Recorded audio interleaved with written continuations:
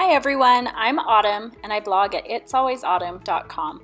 Today I am going to show you how to replace the background in your photo. So you can actually get rid of a boring or distracting background like this one and add in a much prettier background like these fall leaves. This video is sponsored by Adobe. So you'll begin by opening your photo in Adobe Photoshop Elements 2018. And then up at the top, you'll want to click Guided to enter the guided mode. And this will show us all of the different guided edits that are available. The Replace Background edit is listed under Special Edits. And it's right here, and we can just click on that to start the process. As with all of the guided edits in Photoshop Elements, over on the right-hand side, you'll see each of the steps that you need to do to complete this edit. The first step here is just to select out our subject. There's a couple different tools you can use, and I'm just going to use this auto selection tool.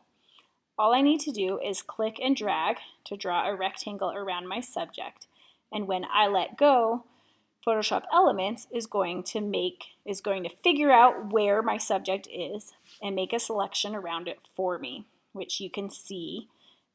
This is the selection lines. So it's done a pretty good job of selecting all around my subject. There are a couple of places where it's gotten too much stuff, like right over here, where some of the shopping cart is in the selection. So what I can do next is click on this Refine button. The Refine button helps me see where my selection needs to be fixed a little bit. We can click on this Push tool here, and if I start in the red part or outside my selection and click and drag, it'll take away some of these areas, kind of erase them from the selection, like the shopping cart that I don't want to be selected. And then there's another little piece right there that I'll clean up. And then I see that there's part of his hood that should be selected that's not. So I just start inside my selection and click and drag, and that's going to add those areas back into the selection for me. Okay, I don't need things to be exact right now, but this is just a nice way to take care of if there are any big spots that didn't get selected that should have been. So now I can go to the next step, which is to choose a new background. I have a couple of options here.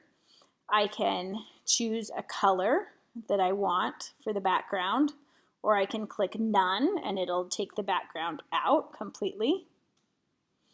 Or I can pick this presets and choose from a couple different photos or other sorts of backgrounds.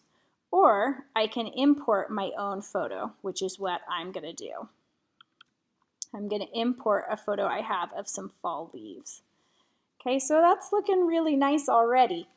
The next thing I can do for step 3 is to click and grab my Move tool. And this allows me to move the subject around in the photo or to make the subject larger or smaller. I think this one's going to look a little more realistic if this boy's a little bit smaller in the photo. And then as a fourth step, we can refine the edges just a little bit more. I'm going to zoom in a bit here, and you can see that right here at the top of his hood, there's some part that needs to come out. And so I'm going to click Subtract,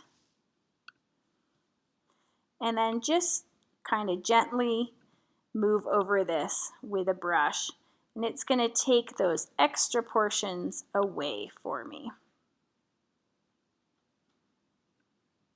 If it seems like there's a place that I'm missing, like I think over here on the left, I might be missing a little bit of his hood, I can click over to the Add brush and click and drag there to add the edge of his hood back in.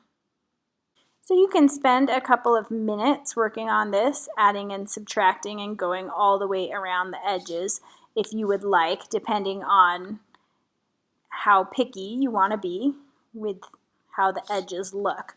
Once you zoom back out, things may look great and you may not need to fine-tune anymore. The final step is optional down here for number 5. You can click this to auto-match the color tone of your subject to the background, and you can play around with that and see how it looks with your particular photo. Okay, then down at the bottom we click Next, and we can save it, share it, or continue editing in Quick or in Expert mode.